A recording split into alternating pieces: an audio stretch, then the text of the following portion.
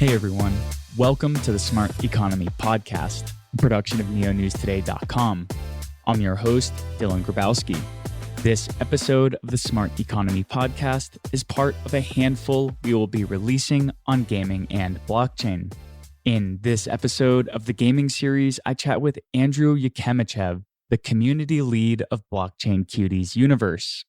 BCU is an NFT trading and collectible game that launched in 2018, which spans across multiple blockchains and is integrating a land map style of gameplay. Its NFT-based characters have unique attributes, can be equipped with items, and can even be bred to create new characters. In this conversation, Andrew and I talk about the nuances between traditional and blockchain-based game development, the origin story of BCU, how the community shapes the project, how the blockchain gaming space has evolved over time, and much more. Just a reminder, nothing said on this podcast is a solicitation to buy or sell any tokens, that nothing should be taken as financial advice, and that the host or guests may hold tokens discussed in any given episode. With that said, I really enjoyed chatting with Andrew, and I hope you enjoy the conversation too. Hey guys, welcome to the Smart Economy Podcast. Today, I am speaking with Andrew Jekimochev, the community lead from Blockchain Cuties universe. How are you doing today, Andrew? Hey, Dylan. Glad to be here. Doing well, man. Thanks for joining. A lot of your community might know you online as Tenfi. So just to let people know that that's your handle if they want to know who we're chatting with. Yeah. So to kind of jump into this, what's your background and how did you stumble into the blockchain space? It kind of goes in like deep into the roots, honestly, in a way, right? I think for a lot of people, it does. I started to play video games way back when I was a kid, and internet in the early 2000s was a neat place to be. We sort of see this with Web3 right now, right? So kind of similar vibes, but it was a little bit more 90s, I guess, right? Stylistically. And then I went to study graphics design. Obviously, internet, graphics design, everything kind of goes in together. And later on, I kind of met with Vladimir through our mutual friend way back in, I don't remember the year precisely, but like 2000s, like I think late 2000s, right? And I did work with one of their companies that he worked for at the time, helped them out, helped their community lead to do some streams and stuff. I was like very into Twitch very early on. So we did like shoutcasting and stuff like that just for fun. We went our separate ways. They did other things, and I was studying and started working in like different jobs. I was a waiter. Then I was a salesperson for a big consolidator for airlines for like 2 years nearly. And then when I quit that, I started looking for new work. And actually, Vladimir hit me up on Facebook and was like, "I have a project in the works. Would you like to join us?" And like that spiraled into what we have now. It was 4.5 years ago, roughly. And yeah, kind of went in and never looked back. I didn't know I knew about blockchain tech very, very little when I started, but I did know what Bitcoin is by, word of mouth and stuff. But in general, it was more about the game. For me, it still is. It's just the tech itself also brings a lot of value to me as a gamer in a way, because that's the dream: grinding gear, doing stuff in a game, and then actually making a sale out of that if I want to. And this is kind of like the core value we have within the team as well, which is really cool. So I guess that's how I got into this. I wouldn't say it was a premeditated thing. I just kind of, in a way, fell into it, but at the same time, it kind of fit the mold in a way. That's super cool. My journey into blockchain started with, post-college. I got my first job working at a grocery store, And then I became a canvasser, which is a guy who stands on the street with a binder asking for donations to a charity. Oh, that's pretty cool. Yeah, it was a learning experience. And after a few years of that, went to grad school to become a city planner and did that for about 5 years, and then just got disenfranchised with the way that like government processes work. And I cared so much about building urban cities for people on a broad scale, but things just took so long. And when blockchain and crypto kind of hit my radar in 2017, it was kind of like mind bending, because here you can work on a global scale, but blockchain and crypto is such an innovative and new tech that it's all on the cutting edge and everything happens so quickly. So it was nice to have this kind of like macro impact, but not necessarily have to wait years and decades to see your efforts kind of come to fruition. Yeah, for sure. So yeah, and it sounds really cool that Blockchain Cuties aligned with your gaming expertise, just wanting to be a gamer and to learn more about gaming. So it sounds like you kind of come from being a gamer, coming into the gaming aspect of this project. Like, is Vladimir and a lot of the other people on the team, so Vladimir Tomko is the CEO of the project. Yeah. Do these folks come from like a gaming background? Well, Vladimir, he always was interested in making games, from what I know, right? So way back when, one of his like, I guess, treasured memories in a way, right? He had like a Neverwinter server, like a shard running, which he kind of made from scratch, right? So lore, he built like locations and stuff like that. So like when he was still, I think it's in school. So yeah, it kind of like everything kind of built up to it in a way, right? So if you look at the background of Vladimir, you look at the background for me, for example, I've been playing CS competitively. I have been playing Dota competitively. Cool. Like basically all of the Call of Duties up until Black Ops 4, right? So with friends, basically I have been always a hardcore gamer. I played everything that you've heard about pretty much, except for like maybe World of Warcraft. Just not my thing. I'm more a runny shooty guy, right?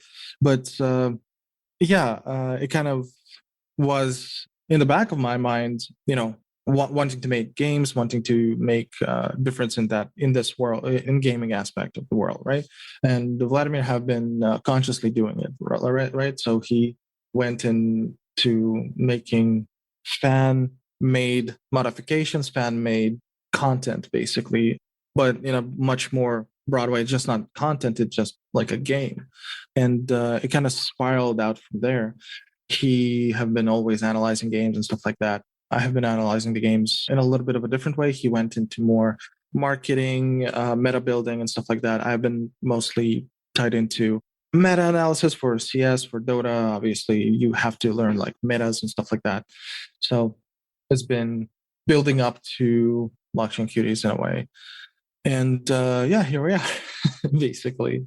So the whole reason I want to ask is it sounds like the Blockchain Cuties team predominantly comes from kind of just like a passionate gamer sort of perspective, and that maybe you guys hadn't worked in like any of the big gaming studios that put out like AAA games or anything like that. So something I noticed in the past year or so, and Blockchain Cuties is going on its 5th year of existence. So I want to tie into this experience, but something with like Axie Infinity. This was the team's kind of first game. So they came from the blockchain space and made a game. Whereas you're starting to hear like from the other side of that perspective, like you want gaming studios to come into the blockchain space and integrate blockchain, because there's going to be a very like stylistic difference in the way that the game is put forth. Yeah. And maybe like if you listen to a VC podcast, they say, oh, we want to go with a gaming studio who comes into blockchain because they know how to make a fun game. But I think on the opposite side, there can be an argument made for like a blockchain based team that makes a game. And I kind of put Blockchain Cuties in that camp, because it seemed like when Blockchain Cuties first came out in 2018 and started integrating with Neo in 2019, that it was very blockchain focused, and then the game kind of followed on that. So maybe just like philosophically speaking, from your perspective and from the insight you've gained over the past 4 years at Blockchain Cuties, what kind of team makes a good blockchain based game? Is it a gaming studio team that came into blockchain, or could it be like a team that worked on a blockchain project and then chooses to make their first game? Well, that's a really good question, honestly, because within the last year alone, I personally did a lot of digging on that, like soul searching on that aspect, right? Because blockchain gaming is like a fairly new concept as a whole, right? And I do believe that it's kind of a mix of both worlds, right? You have to make a fun game for people to play it, but at the same time, if you make a blockchain game, you have to take in the economy into consideration, because the general rules that apply to, say, World of Warcraft and other games like that, they break the economy if you like attach blockchain economy into it. So this is what we did on our end as well. There needs to be a limitation, right? There are limitations in blockchain cuties that we introduced over the years. Like, for example, we added personal items, for example, that are sort of like soul bound items, right? But at the same time, we give opportunity to players to actually, unbind those items and sell them on the market anyways. But it's kind of the restriction through game design has to be made, which we did with personal items. So during seasons, for example, people get items, they are personal, but they can use crafting system to unbind them and sell them on the market to other players if they wish to. This kind of removes the aspects of like botting and stuff like that, because as we all know, there is this section of the quote unquote player base, quote unquote, in this case specifically, that just make hundreds of accounts and try to bot a project, try to milk it for everything it gets, and then just leave. And to sustain, there has to be precautions taken for that. And the regular gaming world doesn't necessarily agree with that because they don't care about that aspect usually. And the blockchain aspect kind of lives on that in a way, right? There has to be sustainability in the economic cycles in the game.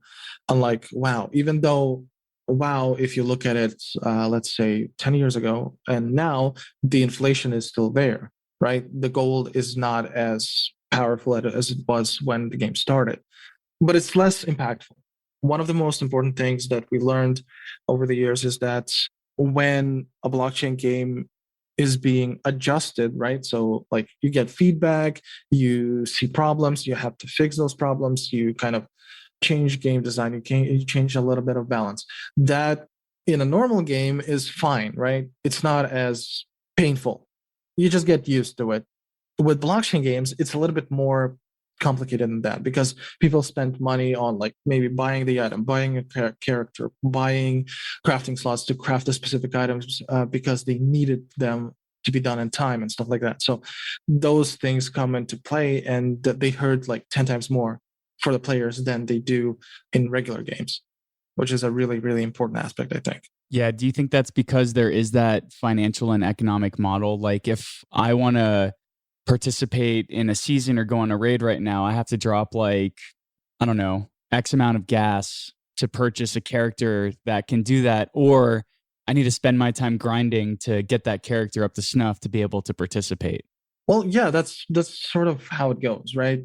That's how the world works in a way, right? You either spend more money or you spend more time. That's the general consensus of any economy, really. So in our game, that's very similar. So you can start with nothing and grind, get items, sell them, get more cuties from like the revenue that you get. We had a few players that did that. It takes a little bit of time, but you can actually get pretty strong accounts with that. So that's pretty cool, I think. And not a lot of games can sustain within that paradigm as well, which I think is something that people should start thinking about when they start to make the game, right? We stepped on many rakes as we went on, as we say, right? There's been, obviously, as with any game, there are always problems that you have to solve, and we do pretty much that every single day. something that I think is really cool is you yourself and Blockchain Cuties are now OGs in the blockchain and crypto space. So over your 4 years at the project, and you've almost been with Blockchain Cuties since the inception. I noticed that it was launched or founded in December 2017. And in 2018, you started working for the project. Basically, how it went is like the first line of code was drawn in December 2017 when the whole idea kind of took place. So the development started. The beta launched on April 26th of 2018. On May 26th, I came into the office, basically. About a month after the game kind of launched, I joined in with the team and kind of never looked back. I mean, as an experience, not a lot of people would think it's a lot of fun, but that's why we're here, kind of in a way, right? You don't get onto the bleeding edge of tech, right? And into a new part of gaming and tech without sleepless nights and stuff like that. So the team has been working nights, even weeks sometimes, with barely any sleep. And for me personally, right, it's kind of fun. I like doing that. I'm a night owl myself, and going for like 3 days without sleep, working and doing something really cool is something that I do like. Obviously, in due time, the age will take its toll probably, but hey, we don't live forever, right? Yeah, I mean, I often say that one of the things I liked most about the urban planning field was actually like studying use cases and studying examples in school. So, like, looking back fondly on any urban planning stuff, it was going to a coffee shop and researching papers and writing. And now, in the role I have with Neo News Today, I feel like I'm researching every day. So having to learn everything because it is so cutting edge is also, the sleepless nights and the long time spent grokking something that's also very rewarding. Yeah, you kind of have this like in the back of your head, oh man, I wish I could take a nap right now, but I have to do this, this sucks and all that. You kind of have this like grumpy on the side sometimes, but then when you're done with the task, you're done with the research, or you're done with like something specific that you have been doing for a bit with gritted teeth, you finished it just barely because it's been a long time coming.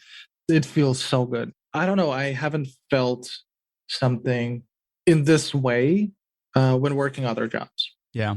It's a very different way of how like you reward yourself in a way. I know it can sound kind of like weird, right? But I think a lot of developers have this mindset where they want to do something specific, and when they do it, they're like, okay, this was worth it. That's great. Kind of building on your experience, looking over the past 4 years, what are some interesting or unique ways that NFTs have evolved, or maybe just gaming in the blockchain space in general?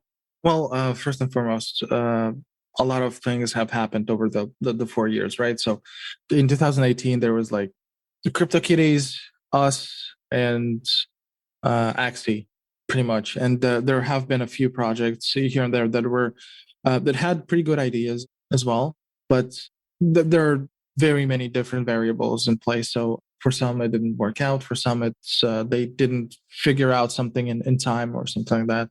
So obviously, it's not an easy task to kind of get a product off the ground in a niche market as it is. So it's basically a niche within a niche, because a lot of people that are into blockchain are more into like financial aspect of it, not necessarily like the fun aspect of it.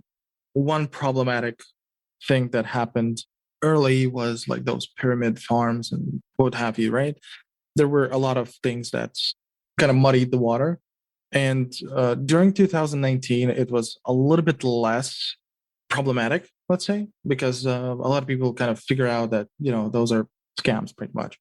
The hot potato games, the pyramid games, obviously for a lot of people, they look at it and like, yeah, no, I'm not going to participate in that. At the same time, some people looked at it, was like, Yeah, but I can manipulate it, right? So people had this like I can game the system aspect of it to their thought process, and a lot of money was lost, pretty much. And 2019 was a little bit more chill in that regard. A lot of projects came out of the woodworks. A lot of news happened. Like Axes started to do a lot of cool stuff. The Dapper Labs have been working on their cheese wizards, I believe. There was a lot of like, I don't want to say noise specifically, but there was a lot of activity going on. I think that's the proper word for it. It wasn't like noise. It was Frothiness. frothiness, I guess. Yeah. I mean, it was like quite a bit of pretty good activity comparing to 2018, where a lot of people got scammed. But, scammers come out of the woodworks pretty fast after they just go back, rethink their approach, and just jump in. So we still have these NFT collections that are pretty much nothing, right? It's just, hey, look, a picture, which kind of baffled me in a lot of ways because when we talked about our game, we always put utility and game aspects in the forefront of it because while yeah, cool picture, but what can you do with it? Like that's one of the main questions that I think everyone should be asking because unless that NFT does anything, it's kind of a useless piece of code, honestly speaking. If you can utilize it in the game in some way, shape, or form, maybe it's like a clan invite. It can be well, like basically anything game related, even right. Doesn't necessarily have to be like a fully fledged utility token. Like for us, it is like Cuties are quite robust in terms of what they can do as an NFT, but a lot of people just put in a picture, slap on a picture on it, and say it's gold, which is the fool's gold, I think. The most important takeaway, I think, is you have to ask questions about the projects. Like, what does it do? Can I do stuff with it within the ecosystem? Can I do stuff outside of the ecosystem? Like, these questions do matter. If I were to kind of derive what you just said, is it sounds like utility has kind of grown for what NFTs can do over the past 4 years, but we still kind of have this boom bust cycle where by scammers might come in and out and take advantage of people based off of the hype surrounding the technology at the time. Well, yeah, yeah. I mean, look at how blockchain and crypto stuff kind of evolved within like 4 years, right? When I came into it, it was kind of looked at as shady because all of the stories with the darknet, the Silk Road stuff, all of that kind of made the news everywhere, Europe, US, whichever, like you saw it online all the time. And people kind of looked at Bitcoin and crypto stuff as shady instead of a piece of technology that was misused. I was one of those people before I joined the team as well. I was like, I don't know, man. It looks kind of shady to me. Everything I read is kind of suspect. But when I joined the team, I started to learn. Obviously, the learning curve is quite steep still, even though there's a lot of headway made within the last 4 years alone. It's still a big learning curve, especially when you start with one blockchain, then you realize there's more, and there's like every single blockchain works differently.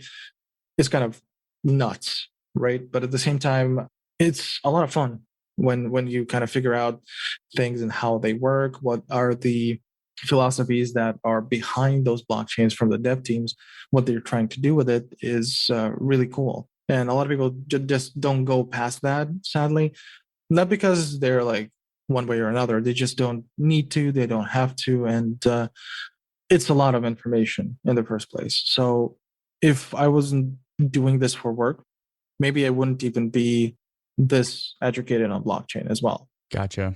But it is worth it. Honestly, it is worth it in a lot of ways. So, something that I kind of want to pull your brain on is what are the interesting game mechanics that Blockchain Cuties offers through NFTs and NFT based characters? All right. So, if we talk about like the Cuties as NFTs, first and foremost, I think we should talk about Geno.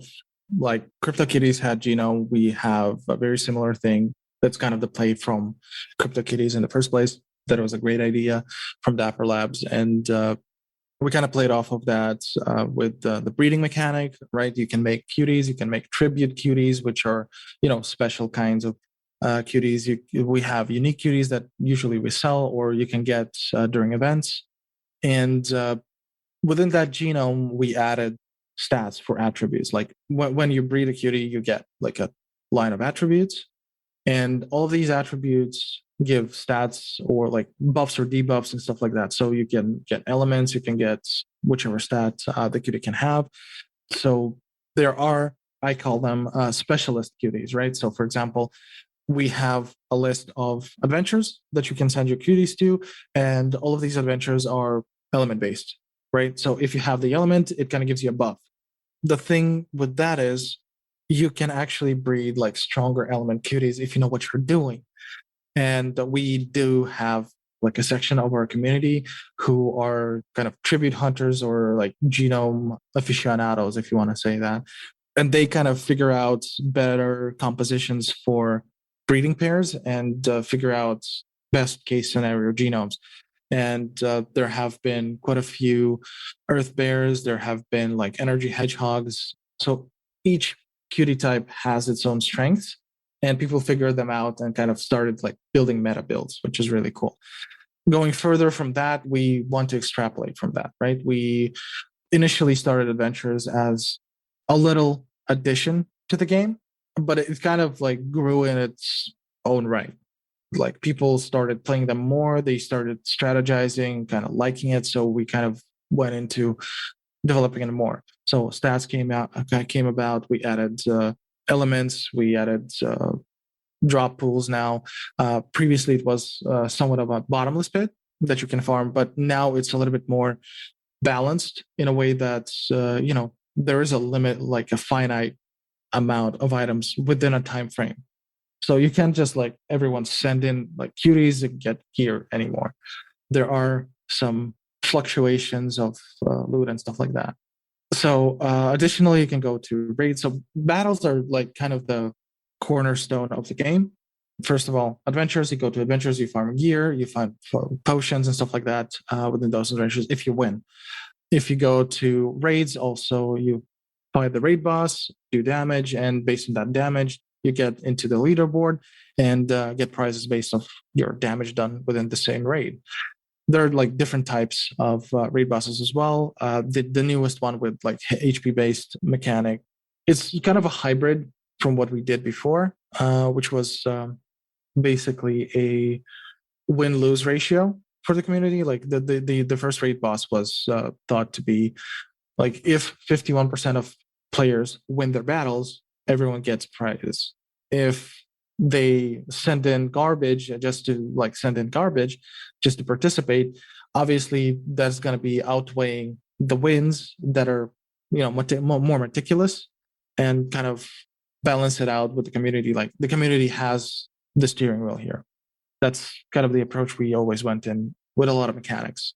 Obviously, there are drawbacks to giving the steering wheel to the community. Obviously, there are people that want more and more and more. There are people that just want their own way and stuff like that. So, but that's the beauty of it, of the like community-driven development. You talk to people all the time, and then you figure out things, which is really cool. Awesome. So I'm really glad that you touched upon the community, because for kind of these blockchain based games to get off the ground, there needs to be an active and engaged community. And, being in the space for 4 years, you've probably had the chance to kind of like watch your community start off slow and then kind of gain traction. What's that been like over the past 4 years? What was your community engagement like in 2018 and 2019? And what's it like today? And what is the real power that the community actually does have in shaping the direction of blockchain cuties? All right, let's start with the beginning, as you said, right? So initially, when we just started, obviously the OGs of the community are the ones that join in just to check it out. Like they're about the fun of it, like specifically only about the fun of it. They want to check out the tech, how it works as a game and stuff like that. And our artwork have been always quite detailed comparing to a lot of other projects, and I think that's one of our kind of strong suits. And the artwork just gets more and more and more and more complex and more pretty. And like I always gush about like our artists doing like their best work every single event, and they just don't stop like developing as professionals, which is really really cool. Like if you look at the Cuties that we released in 2018 and now, those are drastically different like not approaches but like the styles, even though the artists are pretty much the same. It's just the style gets developed as you go along. There's more techniques developed and stuff like that, which is really really cool. And the style is kind of the same, like the like chibi kind of style, like bigger head, smaller torso, kind of cartoonish and all that. But at the same time, there's much more detail, much more depth to the artwork right now. And I think that's one of the attractions for the game, for like the initial impulse, I guess, to kind of check it out for a lot of people. And if we were talking about the 2018 community, which was just 20 to like 100 people, which is not that small already, but considering the numbers, it's quite a bit smaller. But it was like it is a tightly knit community. There's people helping out each other, even though they just met here. There are like alliances made and stuff like that. There have been drama as well, obviously. Looking back on it, like when it happened, like I was super stressed. I didn't know what to do with it, like how to, help out there. So everyone has a fun time. Now it's a little bit different. It's definitely different. We still have quite a few, OGs that started in 2018 still, which I do think is one of the like something to be proud about for the team, right? That the community stays. A lot of blockchain games and like blockchain based communities come and go.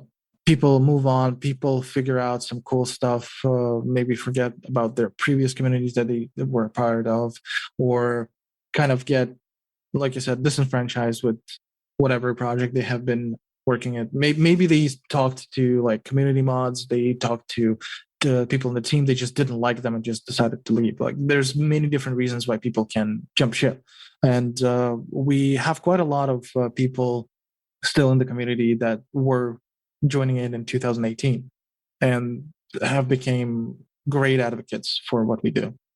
When Tron hit, one of our players, Paul, have been going off. Like he helped people get onboarded with Tron. He believed in Tron from the beginning, and they had a lot of fun with it. He taught people how to do stuff, showed them how to train, gave them cuties and stuff like that. It was nuts. But yeah, the community now is slightly different. The people are there still. I mean, those OGs are still there, but at the same time, a lot of new faces came in. So like the whole mode kind of shifts back and forth in a lot of ways, which is good. You don't want to get everything stale, right? So this is a protocol agnostic podcast, but I myself have been covering Neo since 2018. So I can completely relate to what it's like to see some OGs who have stuck around, the same Twitter handles, the same Discord handles that have been talking over the years. And then as time kind of goes on, you lose some of them. Of course, with a cryptocurrency like Neo, you can lose them because the price drops rapidly, just like with almost every other crypto out there that can happen. And you just lose people because this happened to their speculative investment that they made. And now they have attached a negative emotion to this thing that happens in such a new speculative market. Yeah, for sure. But then you also have these new folks that are coming in and they bring a new level of passion. And they also don't have that kind of, I don't want to call it baggage of history, but they don't have these memories. And some of them might have been bad. Like my NFT got frozen when I was trying to move it from chain to chain or something like that. And so they just don't have that bad taste in their mouth. No, well, I guess, yeah. But at the same time, it kind of hinders on the people who run the project as well, right? So what we do is we run, like, basically I'm a community lead and I help out with tech support all the time, right? If something's wrong, people write to our like general chats, and we don't DM ourselves. you know the rule basically, because people like to DM like, "Hi, I am support. Here is link. You click link, and it's gonna be great." Trust me. Yeah, bro, trust me. Yeah, exactly. Thank you. That's like, this is how it works. Like, bro, trust me. It is absurd, right? And we started to do this as a procedure on our end, as well as that people ask questions about like tech support and stuff like that in general chat. We try to help out if there's any like more sensitive details that are being discussed. Some people don't like to share their public wallets even, right? So I usually write like, DM me your issue like with more details. I'll try to figure it out and help you out. And that kind of helps along with the community building as well, I think, where the community knows that if they have a problem, they can go to the developers and ask questions, and they will try their best to help out. Obviously, it takes time, it takes energy, and obviously, I could be doing different things, but I do think that's one of the vital things that a lot of AAA companies, if we circle back to the question that you had before, how AAA companies do it, they automate everything, right? So they kind of corporatize it, which I understand why it's done, because there's so many people that you can't handle, right? But at the same time, if there's even a fraction of that that you can do live as you go through your day, helping like one or two people even can make a huge difference, right? They can become your advocates, they can become your OGs that will stick with you for years to come, because they know they can lean on you if they have issues. And that is an important bond, I think. As a community, you have to kind of nurture the community members and let them know that you're there, good or bad. Like, they can sling mod at you, they can scream at you for like whatever you did. Like, there are obviously things that go on through development. Like, you develop an idea, you push that idea into the community, and they're like, "Nah, that's bad." And like sometimes people like very, very heavily lean into like letting you know you're wrong, but you don't need to take it personally. That's one of the most important things. The community lets you know what if they like viciously tell you what they know, and I mean it in a good way, they can go super heavy on you, calling your names, calling you stupid and whatever.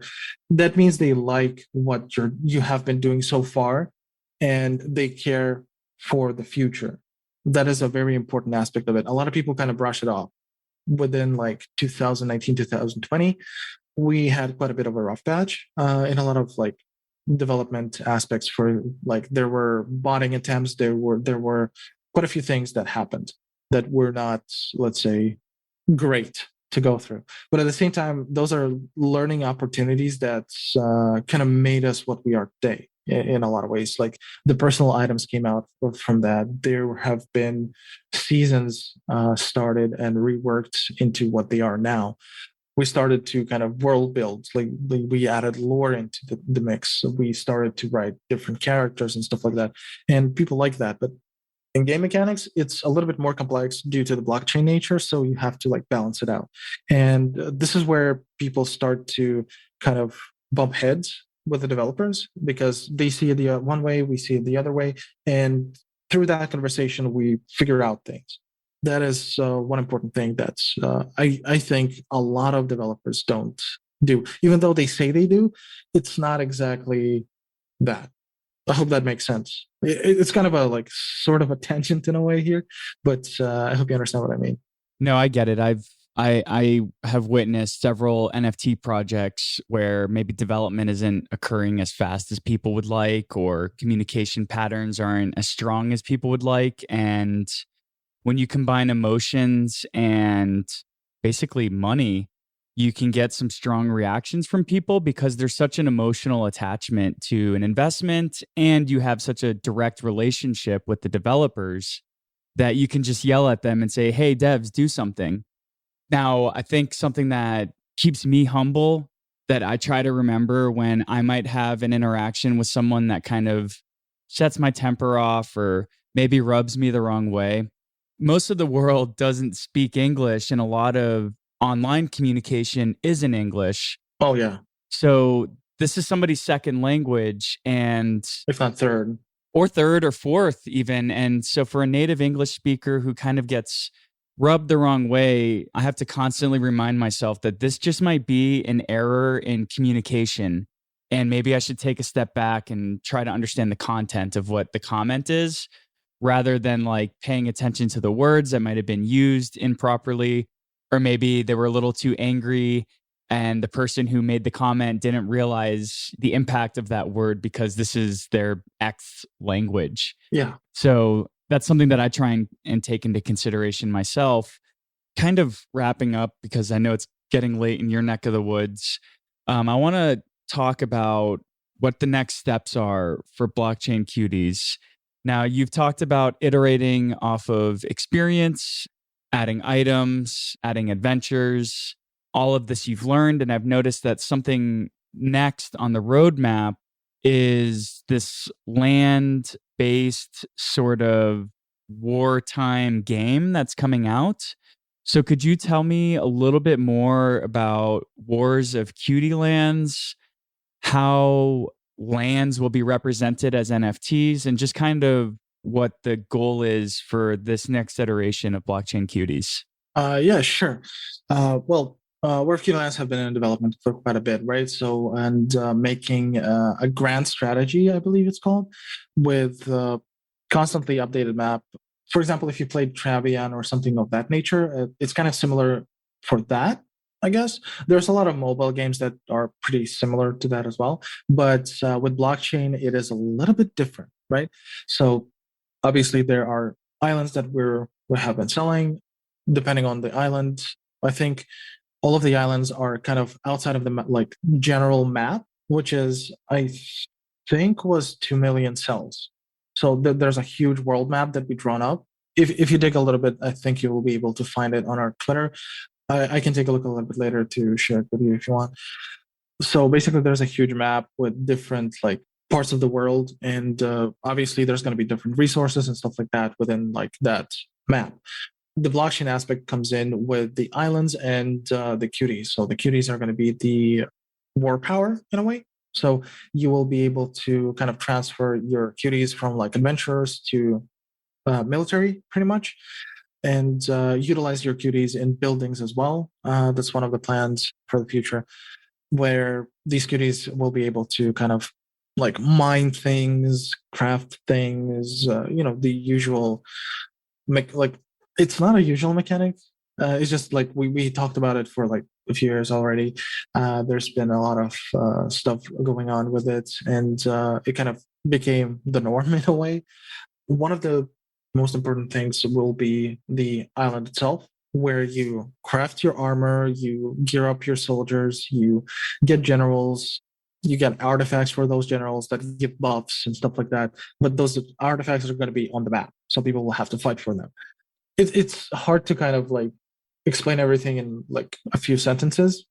I'll try my best to kind of summarize this. I know I went many different ways right now with the previous sentences. So it's a grand strategy game, right? Where cuties are soldiers. You have generals that lead them. You'll have armies. Obviously, the armies are going to be like dependent on the amount of time you put into your account. So there's going to be upgrades and stuff like that going on with that.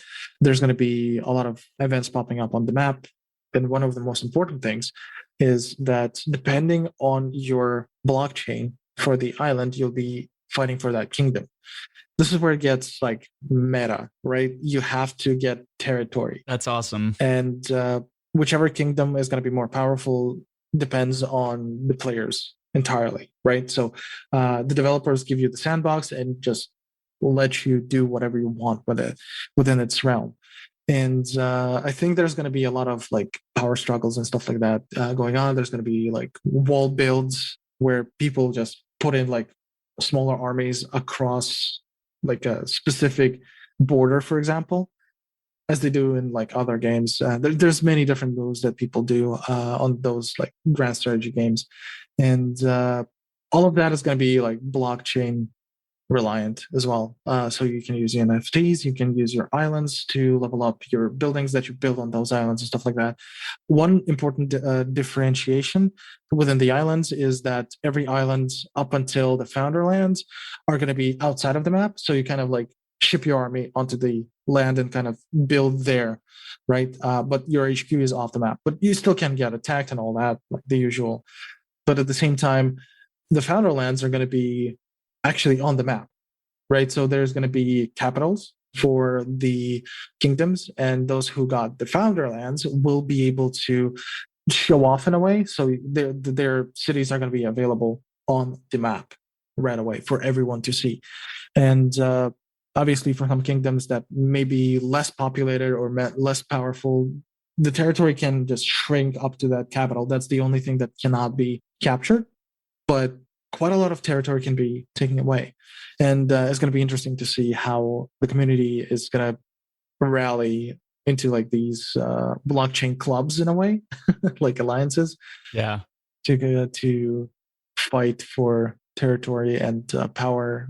There's a lot of politics that's going to be done over blockchain as well. We have BCUG, which is a governance token. We use it for like new idea votes right now.